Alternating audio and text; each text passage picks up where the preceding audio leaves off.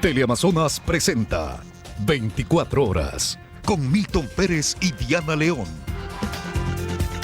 Empezamos. La Comisión de Garantías Constitucionales de la Asamblea inició esta tarde el trámite de la investigación de los llamados papeles de Pandora y del presidente de la República. Ellos piden a la Comisión de Fiscalización que les remita de manera urgente la investigación adelantada por ellos hasta el momento.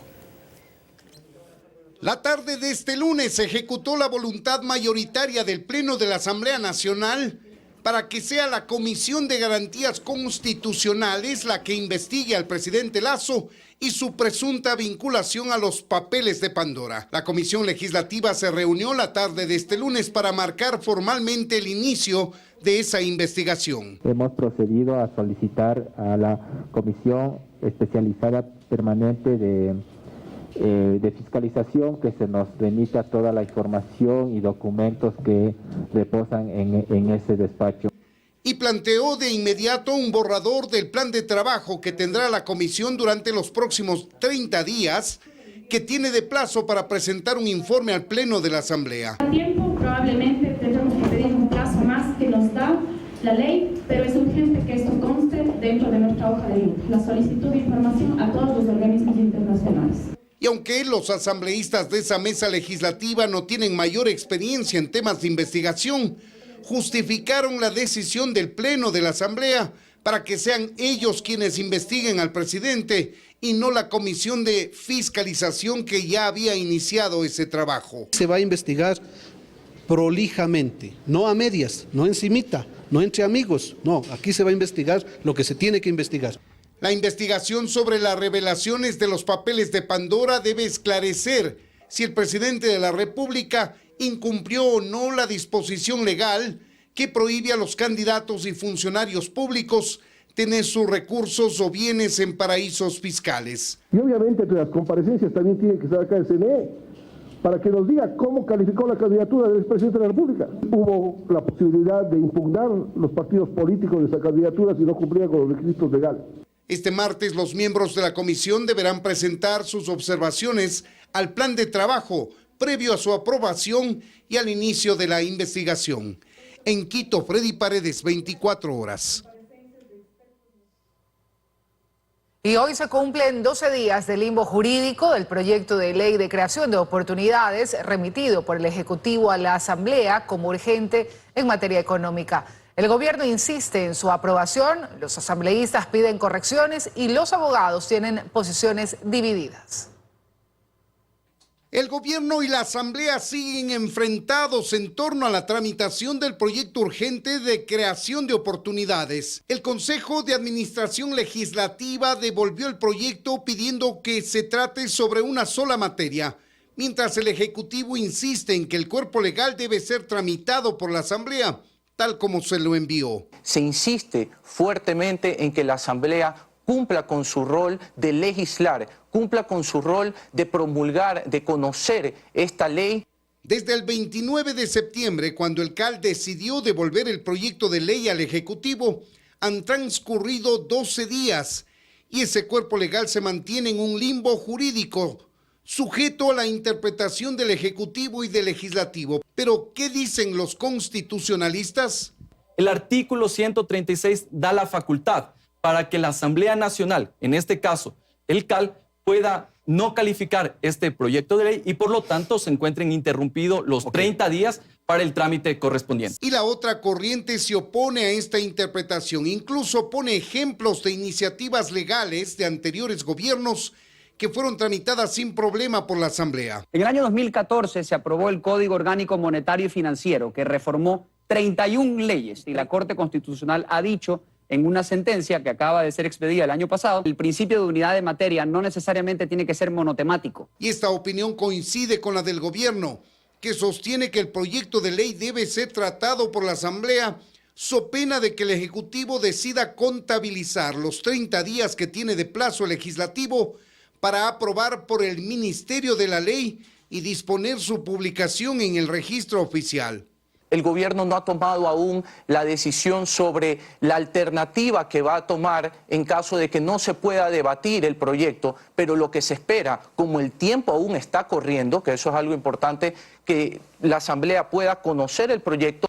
Lo cierto es que el país necesita una reforma legal urgente en materia laboral y tributaria, y el enfrentamiento entre el Ejecutivo y el Legislativo por interpretaciones distintas hace que esa iniciativa de ley se mantenga en el limbo por 12 días ya. En Quito, Freddy Paredes, 24 horas.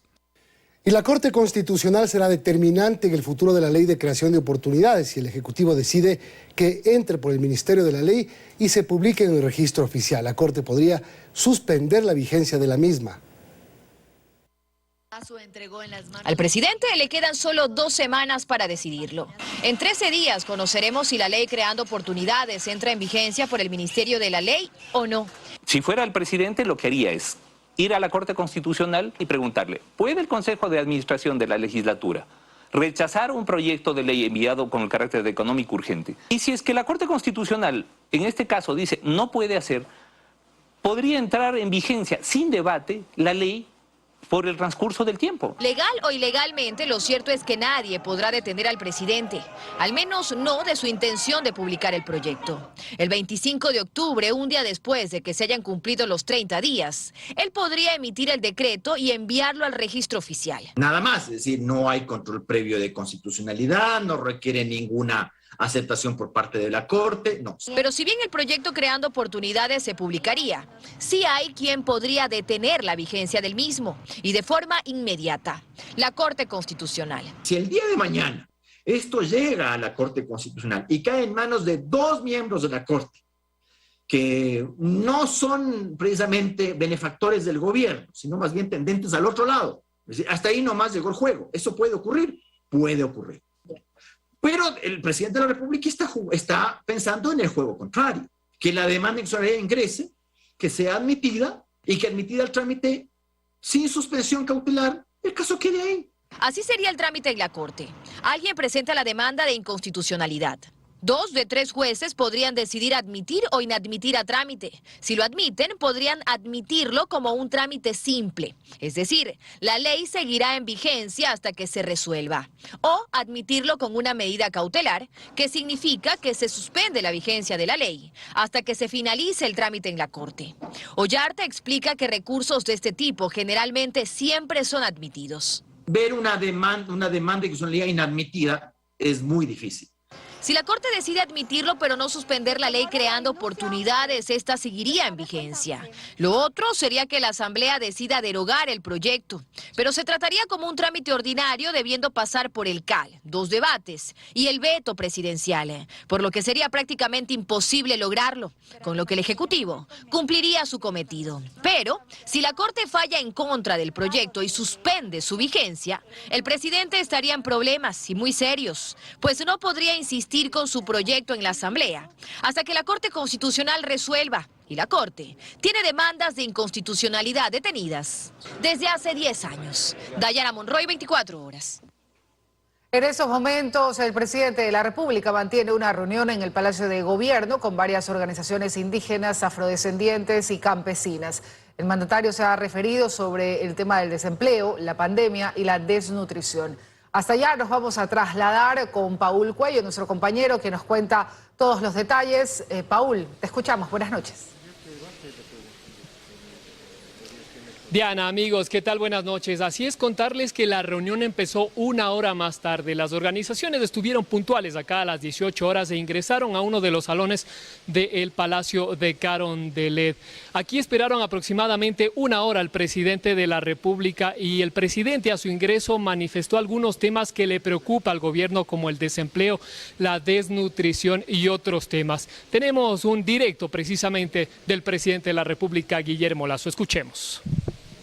Hemos encontrado un país con unos indicadores sociales deplorables en términos de pobreza. Un 34% de la población está sumida en la pobreza, que apenas 3 de cada 10 ecuatorianos en condiciones de trabajar tienen un empleo formal. Indicadores de desnutrición crónica infantil que llegan al 29% de los niños recién nacidos hasta los 2 años de edad, uno de los indicadores más altos de la región. Aquí también el presidente se refirió al tema de la vacunación y manifestó que hasta el momento son 10 millones de ecuatorianos que han sido inmunizados y que hasta el mes de diciembre piensan vacunar al 85% de la población. Escuchemos al presidente. Nos hemos planteado una meta a diciembre del presente año de llegar al 85% de la población total vacunada, lo que nos está permitiendo empezar a reactivar la economía. En los últimos 5 meses de gobierno se han creado 200.000 empleos adecuados como consecuencia de esta reactivación económica. La reunión continúa acá, como les manifestamos, en uno de los salones del Palacio de Camp de Led. Hay aproximadamente 50 representantes de los grupos, precisamente de los afrodescendientes, indígenas y campesinos. En los próximos días el presidente mantendrá otras reuniones con otros sectores. Con esta información regreso a estudios. Milton, tú con más noticias. Amigos, buenas noches. Gracias, Paul. Buenas noches desde el Palacio de Carondelet. Seguimos, amigos. El juez Máximo Ortega dictó orden de prisión preventiva en contra del hijo del exalcalde de Quito, Jorge Yunda, Sebastián Yunda, dentro del proceso que se sigue por asociación ilícita. Se informará a la Policía Judicial para su búsqueda y posterior captura. 20 días después de que se formuló cargos en contra del hijo del exalcalde de Quito, Jorge Yunda, Sebastián Yunda, este lunes el juez Máximo Ortega dictó orden de prisión preventiva en su contra. Esto tras determinar un incumplimiento de las medidas sustitutivas. La abogada Gabriela Moreira dijo ante el magistrado que no podía dar un justificativo respecto a la decisión de su defendido. Conocemos como defensa que hubo algún inconveniente para poder retornar al país, pero hasta el momento no teníamos los justificativos y mal lo hubiéramos hecho en tomar ese argumento en esta audiencia. El 20 de septiembre, durante la formulación de cargos, se dictó como medidas en contra de Sebastián Yunda la presentación 2 veces por semana, empezando desde el 27 de septiembre. Además, debía acudir el 1 de octubre para aportar el grillete electrónico. Ambas medidas las incumplió. Ahora se notificará a la Policía Judicial para su búsqueda y posterior captura. Tenía previsto básicamente regresar al país, era lo que se había conversado con el cliente, pero tendríamos que ahora sí mantener una reunión con él para informarle y ver qué decisión se va a tomar. Este proceso por asociación ilícita cuenta con 8 procesados. A más de Sebastián Yunda figura Cristian Hernández, sobrino y exasesor de Jorge Yunda, Cintia Puga y Adrián Aro, gerente de la empresa pública M Seguridad. La causa estaría relacionada con la injerencia y negociación en contratos del municipio de Quito. Durante la vinculación, Fiscalía presentó 7 elementos de convicción, entre ellos el informe con el que se inició la investigación previa, relacionada con los chats hallados en el celular de Sebastián Yunda. En Quito, Daniela Valencia, 24 horas.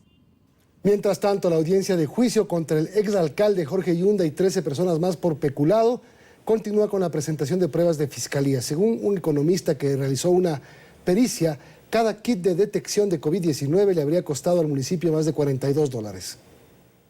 La audiencia de juicio relacionada con la compra de pruebas para la detección de COVID-19 por parte del municipio capitalino continúa a paso lento. A pesar de que ya lleva 8 días de desarrollo, al momento se ha avanzado con 18 de un total de 63 testigos de fiscalía. Este lunes rindió su testimonio un economista que realizó una pericia al proceso de contratación entre la empresa Salumed y el municipio. Dijo que encontró 4 instituciones que adquirieron pruebas con las mismas características, a precios de entre 18 y $80. El precio que canceló el municipio según la pericia fue de $42.27. Sin embargo, no pudo determinar las condiciones en las cuales este precio que dubitaría o que compararía tenía. Mientras tanto, un perito que tradujo del inglés al español la ficha técnica de las pruebas adquiridas y un artículo científico publicado en línea aseguró ante el tribunal que en uno de los documentos constaba que de las 92 muestras practicadas, las pruebas RT-LAMP adquiridas por el municipio arrojaron 71 resultados positivos,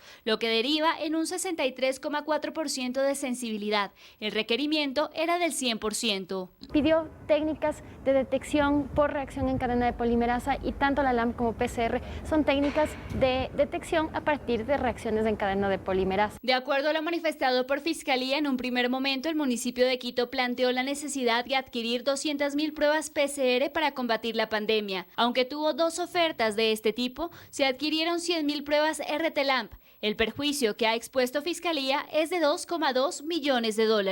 En Quito, Daniela Valencia, 24 horas. A finales de febrero de 2022, el gobierno espera tener lista su política pública en materia de rehabilitación. Pese a los estallidos de violencia y reiterados exhortos por parte de la Corte Constitucional, el organismo técnico a cargo de las cárceles avanza a paso lento en sus decisiones. El Ejecutivo nombró a su representante ante el organismo técnico de rehabilitación luego de 3 días de la peor masacre registrada en las cárceles. La decisión levantó críticas contra el gobierno, que ya había recibido varios exhortos para empezar a tomar decisiones ante una crisis heredada. Bernarda Ordóñez, secretaria de Derechos Humanos, preside este organismo, también conformado por los Ministerios de Salud, Trabajo, Educación, Inclusión Económica y Social, Ministerio de Cultura, Deporte y Defensoría del Pueblo. El pasado jueves se efectuó la primera reunión. Se declararon en sesión permanente y ahí prometieron hacer todo lo posible para tener lista una política pública clara para el sistema de rehabilitación a finales de febrero de 2022. Aprobamos un plan de acción que establece las responsabilidades a realizarse hasta finales de febrero del año 2022, donde se entregará al país la política pública del Sistema Nacional de Rehabilitación Social. El ex subsecretario de Rehabilitación, Christopher Gallegos, le preocupa la prioridad con la que se atiende la crisis carcelaria. Porque tiempo no existe.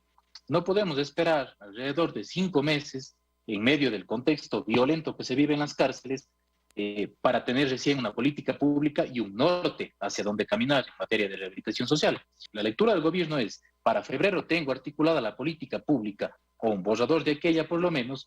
Hasta febrero las cárceles están a la buena de Dios. Y es que si bien hay calma por lo pronto, cree que quizás solo sea momentánea.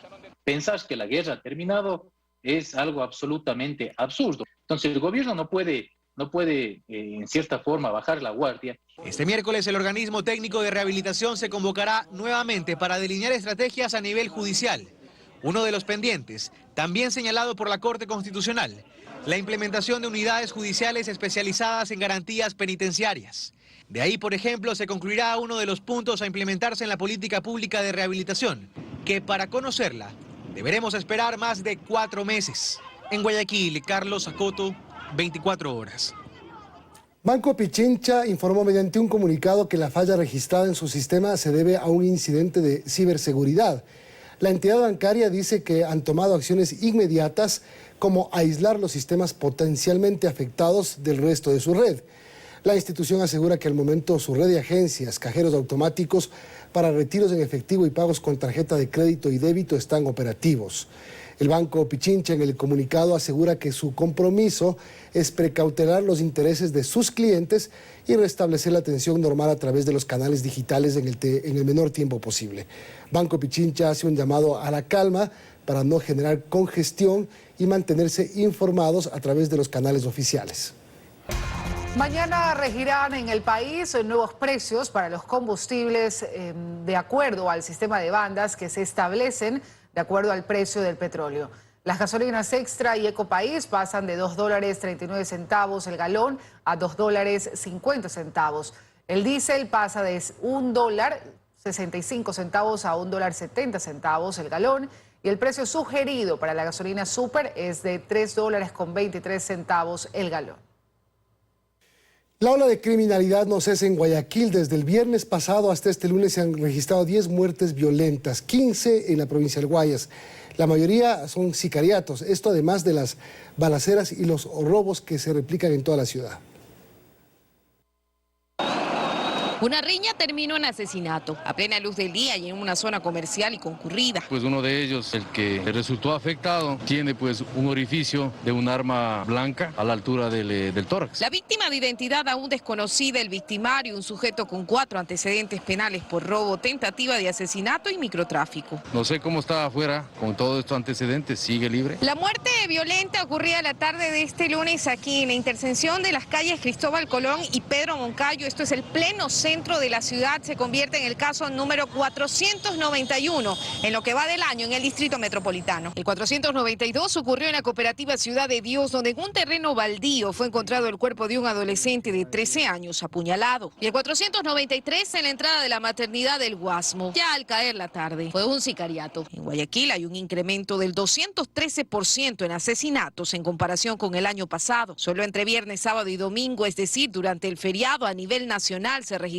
21 muertes violentas, de las que 13 ocurrieron en la provincia del Guayas y 8 en Guayaquil. La noche del domingo, por ejemplo, en una gasolinera ubicada en la vía El Triunfo Bucay, delincuentes le dispararon a un joven y a una mujer por no dejarse robar. El sábado, en cambio, en el Cristo del Consuelo, sur de Guayaquil, una pareja fue acribillada al salir del velorio de otro sujeto que la noche anterior también había sido asesinado en un sicariato. Ese mismo día, en plena avenida 25 de julio, hubo otro sicariato. Y en el callejón N y la 22 en el suburbio, en cambio, se cometió un parricidio, pues un menor de 17 años le propinó 5 balazos a su padre por haber traicionado a la banda delictiva a la que ambos pertenecían. En Guayaquil, ahora fácilmente una fiesta termina en balacera, como ocurrió la madrugada de este lunes en la 33 y Maracaibo, donde 3 mujeres de entre 19 y 25 años que salían de festejar un cumpleaños resultaron gravemente heridas, ya que fueron blanco de los disparos propinados por varios sujetos, que a bordo de 2 automotores llegaron. La policía en las pericias encontró 25 indicios balísticos. En Guayaquil, circular por las calles y avenidas hoy en día implica poner en riesgo la vida. Así quedó el carro de una presentadora de televisión a quien, saliendo de Los Esteros para tomar la vía perimetral, le quisieron robar. Y es que está la osadía del accionar delincuencial, que ahora con equipos de soldadura, delincuentes se llevan el dinero de un cajero automático en una plaza comercial, como pasó en Daule, provincia del Guayas, sin apuro ni temor a la autoridad policial, que asegura seguir actuando con efectividad. Luisa María Heredia, 24 horas.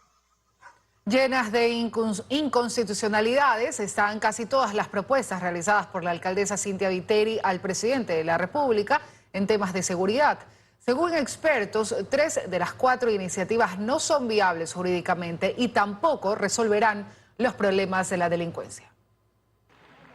En las manos del presidente, la alcaldesa Cynthia Viteri puso sus propuestas aglutinadas en un proyecto de ley, con medidas que, según ella, buscan reducir la delincuencia en la ciudad. Pero esta entrega fue significativa, pues el verdadero proyecto, dice Viteri, lo entregará este lunes por la tarde. A la ministra de Gobierno, Alexandra Vela, con quien estoy conversando vía teléfono, para que tenga la versión final con el título final de las reformas que en distintas leyes deben cambiar, porque no solo el código. Libre porte de armas para los ciudadanos, militares en las calles, que se presente el rostro de los procesados en delitos y el récord policial para extranjeros. Son 4 de las propuestas que plantea, pero ¿son viables? De los 4 puntos que el proyecto de ley al menos anuncia, 3 de ellos son manifiestamente inconstitucionales. Fernando Carrión, experto en seguridad, mira con preocupación las soluciones que se plantean, pues según experiencias internacionales, no funcionan. Y la más explícita es la de los Estados Unidos, que el año pasado murieron 38,000 personas como resultado de eso. Además, el problema que existe del incremento de suicidios. Yo creo que ir en la línea del armamentismo ciudadano es francamente un despropósito. Según la alcaldesa Cynthia Viteri, no presenta el proyecto a través de su partido político porque es más ágil hacerlo de la mano del presidente, pese a que ella no tiene competencias directas en seguridad. ¿De qué violencia estamos hablando? ¿De la violencia que vivimos todos los días? ¿O de la posibilidad, por lo menos, de defensa, así sea de persuasión, de disuasión del delincuente, cuando sepa que puede ser recibido también con un balazo? Ron y Carrión coinciden en que la alcaldesa debería proponer medidas que sí puedan implementarse y acorde a sus competencias. Dayana Monroy, 24 horas.